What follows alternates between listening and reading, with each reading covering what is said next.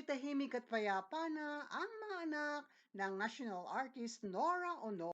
Welcome back po muli sa aking channel. Kung first time po ninyong manood, don't forget to click like and subscribe.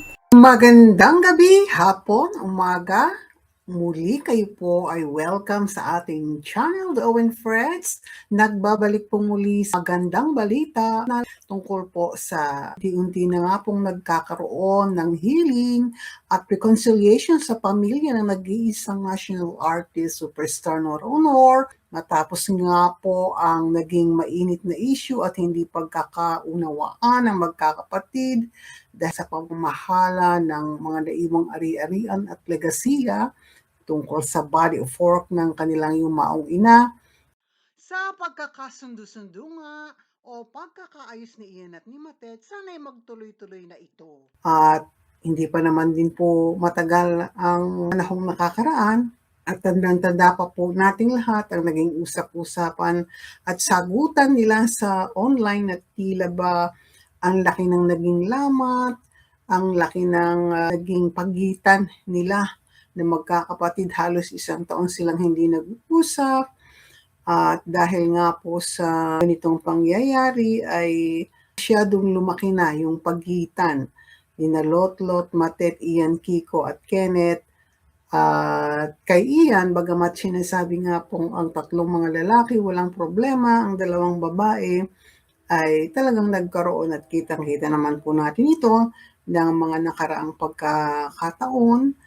At sariwa pa, hindi pa nalilimutan ng mga tao. Nagparamdam na sa social media itong si Ian De Leon muli, ay gumawa po siya ng isang positibong post. Ang say ni Ian sa kanyang caption ay, "Thank you so much for the wonderful conversation.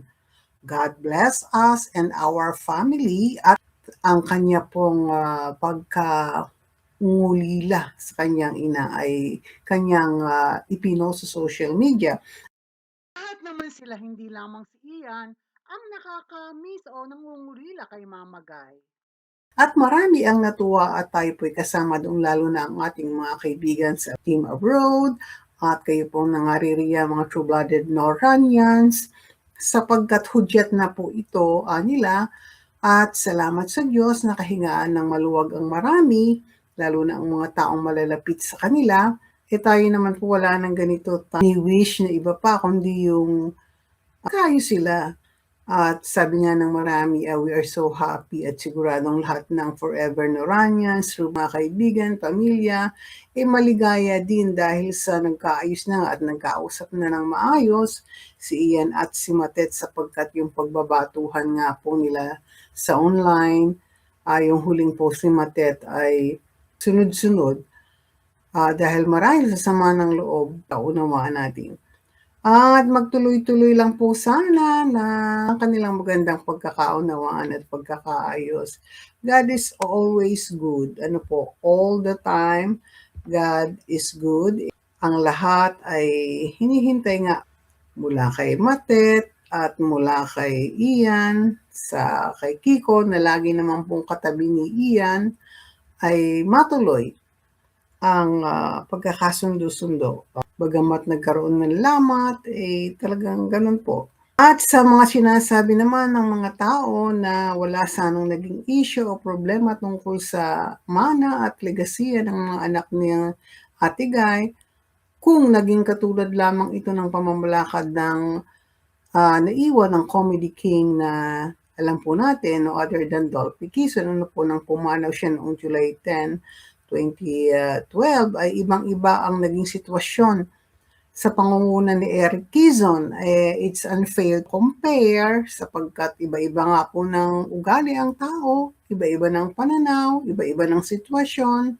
Silang magkakapatid nga na anak ng ating Comedy King Dolphy ay ayon nga sa pangyayaring ito sa mga anak ni Ate Guy, naihahambing sila at hindi po maiwasan yun ang mga anak ng national artist ay ito nga, nagkaroon sila ng malaking usapin o lamat At hindi din po natin masisi ang mga tao kung ikumpara sila na sabing ibang-iba ang 18 anak ng Comedy King Dolphy Quezon na sa pamumuno at pamamahala ni Direk Eric Quezon ay napakaayos at napaka-smooth ng pamamalakad when it comes sa mga naiwan ng Comedy King no other than Dolphy Quezon. Ito nga po, ang Quezon family may respeto at pagkakaisa ang lahat. 18 po silang Yung magkakapatid. sitwasyon naman po nila ay talagang iba at ayon nga po sa panayam noon kay Eric ay nang matanong siya tungkol dito ay sabi niya yung sitwasyon ng anak nila Ate Guy is totally different from them kasi sila talagang lahat daw ay biological children of Comedy King except yung isa, I think si Nicole na siyang legally adopted. Kumbaga, 17 po sa kanila ay biological children o talagang mga legal na anak ng King of Comedy King. Talagang magkakaiba po. Iba-iba ng sitwasyon, iba-iba ng pananaw sa buhay, iba-iba ng character o attitude ang bawat isa sa atin. Ano po. Which is, in the beginning nga, ay yung ampon din po ni Comedy King Dolphy na si Nicole, dapat ay 50% kasi legal po siya. No? Pinag-usapan, ang maayos po talaga ay buhay pa ang Comedy King, ay pinakausapan na nila si Nicole na magkapantay-pantay ang lahat ng anak. At yun nga po, muli nililinaw natin, lahat po ng anak ni Comedy King Dolphy Quezon, talagang biological children po silang lahat except Nicole na siya nga pong adopted. Ano? And doon pa lang, magkaiba na po talaga ang mga anak ni Ate Guy ay yun nga sa ating huling vlog, live stream, ay inamin naman pong tahasan ni Lotlot na hindi sila legally adopted at ang nag-iisang superstar national artist ang nakapirma sa kanilang mga adoption papers kung hindi ang kanilang lola, si Ginang Antonia Cabaltera Villamayor. Ang kanila pang lola o si Mamay Tunying. At ito nga po ang tunay, si Mamay Tunying ang nag-adapt kina Lotlot Matet at iba pa. Yun po ang napakalaking kaibahan. And magkakaroon na ng healing at reconciliation dahil sa pag-uusap ni Ian at ni Matet. Dahil nila sa nag-iisang superstar ay patunghay at masayang masaya ang ganitong hakbang ni Ian at Matet na mag-usap sila, magkaliwanagan, ay malaking kapayapaan dulot sa ating national artist na siya naroon. Muli, ang sabi nga po ni Ian sa kanyang caption ay ito. Sabi niya, "Thank you so much for the wonderful conversation. God bless us and our family." At sana nga po, mula kay Ian at kay Matet, ay magtuloy-tuloy naman na ito. Wala pong imposible, ano? Sa kay Ian naman at sa kanyang ate Lotlot. Nakakatuwa para sa lahat ng mga true-blooded Noranians at sa lahat din po ng mga malalapit na tao sa kanila. Mula po sa mga pamunuan ng iba't ibang fans club pa rin na naririyan na hanggang ngayon ay walang iwanan at sa mga patuloy na dumadalaw sa puntod ni Ate Guy.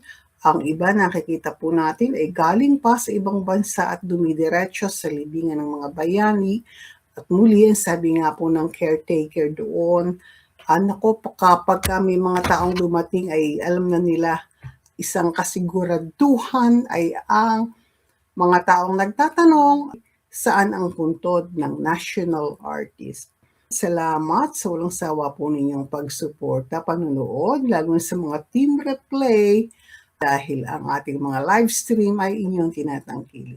Muli, ito po ang inyong lingkod, Owen Frets, nagsasabi saan man po kayong panig ng mundo naroroon, naway sapitin kayo ng isang mabiyaya, magandang araw, gabi, umaga, tanghali, anuman pong oras at saan mang lugar kayo naroroon, and ang buwan nawa ng Hulyo ay magdala sa ating lahat ng biyaya, kapayapaan, at kaligayahan sa ating mga puso. Manatili po tayong malusog, ligtas sa anumang kapahamakan sa po ng ating mga mahal sa buhay. Lagi ko pong sinasabi, God bless us all.